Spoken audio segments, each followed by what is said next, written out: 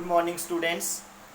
बच्चे, मैंने आप लोगों को बैंकिंग और फ्रॉड के बारे में थोड़ा सा डिस्कस किया था। उसी टॉपिक को हम आगे बढ़ाएंगे। बहुत इंपॉर्टेंट टॉपिक है, टिपिकल है, थोड़ा सा हमेशा उसको 2-3 बार प्रैक्टिस करना बेटा उस चीज़ के। ठीक है, तो देखना क्या है बैंकिंग और फ्रॉड के अंदर क्या है। मोशन इन ए बैंकिंग और फ्रॉड, मोशन एट ए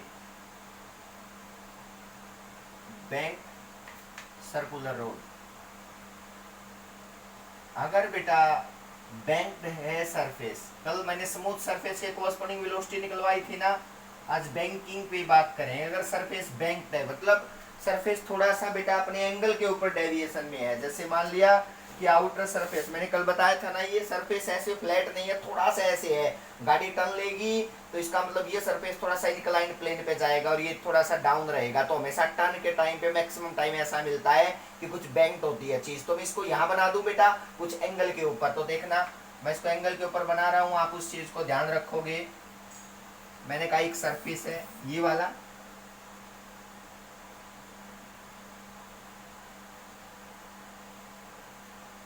ठीक है बेटा।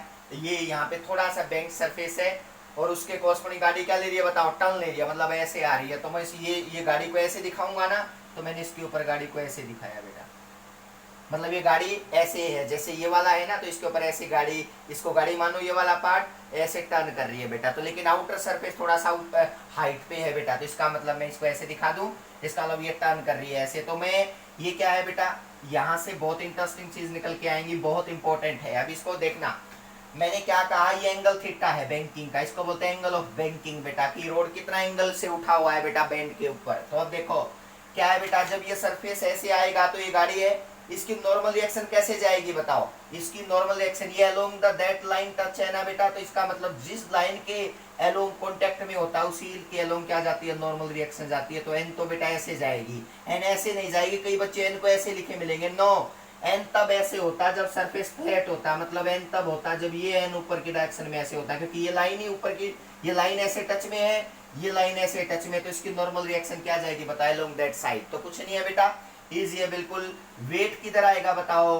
नीचे आएगा। ध्यान से सुनना, वेट हमेशा क्या आएगा बताओ, नीचे आएगा। तो और चीज यहाँ पे देखो बेटा, अब ये टर्न करती है, टर्न कौन करवाता है, सेफ टर्न फ्रिक्शन करवाता है। तो फ्रिक्शन क्या करेगा, ये इसके टायर है बेटा, फ्रिक्शन यहाँ पे, ये यहाँ पे टच पे है, तो फ्रिक्शन जो है वो टर्न करवाएगा।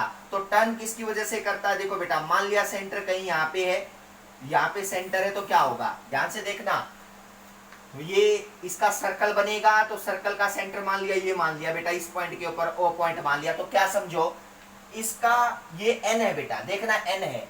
तो जितने भी फोर्सेस यहाँ पे सेंटर के साइड लगेंगे ना, उन सबको किसके इक्वल पुट कर दूंगा, सेंट्रीपिटल फोर्स के। क्योंकि इसका मतलब वो सारे फोर्स किसका काम कर रहे होंगे, सेंट्रीपिटल फोर्स का काम कर रहे होंगे। तो इसका मतलब यहाँ पे टोटल फोर्सेस जो होंगे जितने भी निकालूंगा मैं यहाँ पे, लेकिन कंडीशन ये होनी चाहिए कि वो सारे फोर्सेस की डायरेक्शन सेंटर के साइड जानी चाहिए। अगर सेंटर के साइड नहीं है तो वो कैसे सेंट्रीपिटल फोर्स हो सकते हैं। तो इसका मतलब टोटल फोर्सेस को हमेशा, टोटल फोर्सेस को किसके इक्वल पुट कर दूंगा बताओ, सेंट्रीपिटल फोर्स के। लेकिन condition is that they always, यानी कि all the forces act, all the forces acts towards the centre बेटा, टुवर्ड्स द सेंटर। कंडीशन ये होनी चाहिए, तभी पुट करेंगे सेंट्रीपिटल के इक्वल। और सेंट्रीपिटल फोर्स किसके इक्वल होता है बताओ, M V square by R. और यहाँ से वी की वैल्यू निकाल लेंगे बिना किसी प्रॉब्लम के। तो अब सुनो बेटा, अगर ये टच में है ना, ये टर्न करेगा, तो देखो बेटा फ्रिक्शन जो होगा ना वो कहाँ लगेगा, ध्यान से देखो, फ्रिक्शन जो लगेगा वो इधर लगेगा। तो मतलब ये क्या मान लिया बताओ, फ्रिक्शन मान लिया बेटा। देखो तो इसका मतलब फ्रिक्शन अलोंग द टायर लगेगा बेटा और सर्कल की साइड आएगा, लेकिन सेंटर यहाँ है। ध्यान से देखना, सेंटर यहाँ है। मैं अभी बताऊंगा आपको ये एंगल क्या है बताओ, थीटा था। ध्यान से देखोगे तो मैंने क्या कहा, देखो बेटा, अगर ये एंगल थीटा है तो कुछ चीजें आपने खुद माननी पड़ेंगी बेटा। ये अब भी ये जो फ्रिक्शन है ना बेटा, ये 100% सेंटर की साइड नहीं आएगा ये, क्योंकि टायर जो है ना वो कुछ एंगल के ऊपर है, यानी कि ये एंगल है बेटा कुछ। तो इसका मतलब क्या हुआ कि अगर ये यहाँ पे ओरिजेंटल सरफेस पे रखा होता तो अलोंग द पूरा सेंटर के अलोंग जाता बेटा, लेकिन कुछ एंगल पे रखा है तो क्या होगा, इसका मतलब फ्रिक्शन तो इस लाइन के अलोंग लगे हैं, ध्यान से देखना, इस लाइन के लगे, सेंटर यहाँ है, तो मैं क्या करूंगा पता है बेटा, इस फ्रिक्शन को सेंटर की साइड लेके जाऊंगा। मतलब इसका मतलब क्या हुआ, मैंने इस फ्रिक्शन के कंपोनेंट तोड़ दिए बेटा, और कोई ऑप्शन होता ही नहीं है बेटा, याद रखना कंपोनेंट ब्रेक करना सबसे अच्छा, सबसे इंटरेस्टिंग होता है पोर्शन। तो देखो बेटा एक कंपोनेंट ऐसे गया और ये फ्रिक्शन है ना बेटा एफ, तो इसका मतलब एक कंपोनेंट क्या आएगा बताओ, नीचे आएगा। वेक्टर में सीख चुके हो आप, जब भी कंपोनेंट डिवाइड करते हो तो ऐसे कंपोनेंट डिवाइड करो कि जिसके कंपोनेंट डिवाइड हो वो बीच में आए एक, और वो दोनों कंपोनेंट आपस में एक दूसरे पे परपेंडिकुलर होने चाहिए बेटा। अब सुनो, अगर ये एंगल थीटा है तो ध्यान से देखना बेटा, यहाँ पे ये एंगल थीटा है तो इसका मतलब ये एंगल भी क्या होगा बताओ, थीटा होगा बेटा। अगर ये एंगल थीटा तो ये एंगल भी थीटा।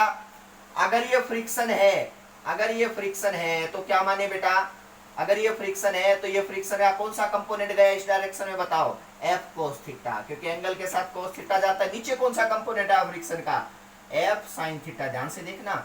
यानी कि मैंने दो कंपोनेंट ब्रेक किए बेटा, एफ कोस थीटा और दूसरा कौन सा बताओ, एफ साइन थीटा।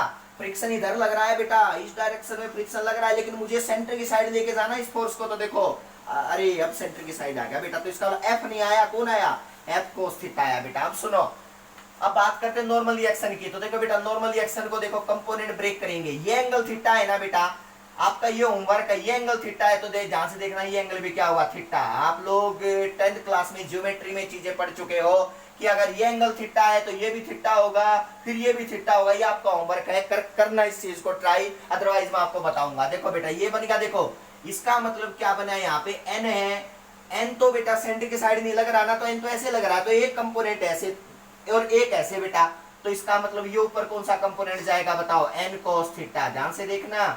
और इधर कौन सा आया बताओ, n sin थीटा। ये वेरी इंटरेस्टिंग चीज बेटा, तो इसका मतलब सारे ब्रेक कर लिए बेटा, एक तो फ्रिक्शन को ब्रेक कर लिया, एक नॉर्मल रिएक्शन को ब्रेक कर लिया, तो बेटा तो इसका मतलब देखो दोनों के कंपोनेंट इस डायरेक्शन में आ रहे हैं बेटा, देखो दोनों के कंपोनेंट इस डायरेक्शन में आ रहे हैं, तो इसका मतलब टोटल फोर्स कितना होगा सेंटर की साइड, देखो n sin थीटा और f cos थीटा। तो इसका मतलब यहाँ क्या लिखूंगा बताओ, n sin theta plus f cos theta, ध्यान से देखना, इज इक्वल टू, दोनों फोर्स किसके इक्वल पुट करते हैं जो सेंटर की साइड आ रहा है, तो mv²/r के, तभी बॉडी घूम पाएगी, अदरवाइज बॉडी घूमे नहीं पाएगी। सबसे इंपॉर्टेंट टॉपिक है और कॉम्प्लिकेटेड है, ध्यान से करना बेटा। सब नॉर्मल रिएक्शन है, कंपोनेंट ब्रेक किए, फ्रिक्शन के ब्रेक किए, क्योंकि मैं सेंटर की साइड फोर्स को लेके जाना चाह रहा हूं बेटा, और उसको किसके इक्वल पुट कर दूंगा, सेंट्रीपिटल फोर्स के, तभी ये बॉडी सेफ टर्न की मानी जाएगी, अदरवाइज सेफ टर्न नहीं ले सकती बेटा। अब सुनो, दूसरी चीज क्या है बेटा, वर्टिकल कंपोनेंट देखो बेटा,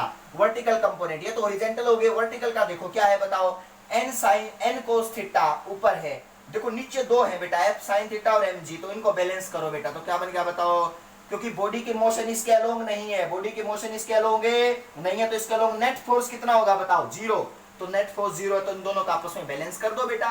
तो इसका मतलब यहाँ पे बन गया बेटा n cos theta is equal to f sin theta, ये फ्रिक्शन है बेटा स्मॉल f, प्लस में क्या बन गया बताओ, mg। अब ध्यान से देखना, यहाँ पे दो इक्वेशन आ गई और आपको v की वैल्यू चाहिए, किसकी वैल्यू चाहिए बताओ, v की वैल्यू चाहिए। तो बेटा देखो कैसे करेंगे, थोड़ा सा सिमेट्री सोचो बेटा, इतना क्या करूं मैं, सोचो बेटा, बहुत इजी है, आप ट्राई कर सकते हो। मुझे v चाहिए, मैं क्या करूं, यहाँ से दो इक्वेशन आ गई मेरे पास, तो मेरे को सिमेट्री बनानी है बेटा, तो सोचो कैसे सिमेट्री बना सकते हो।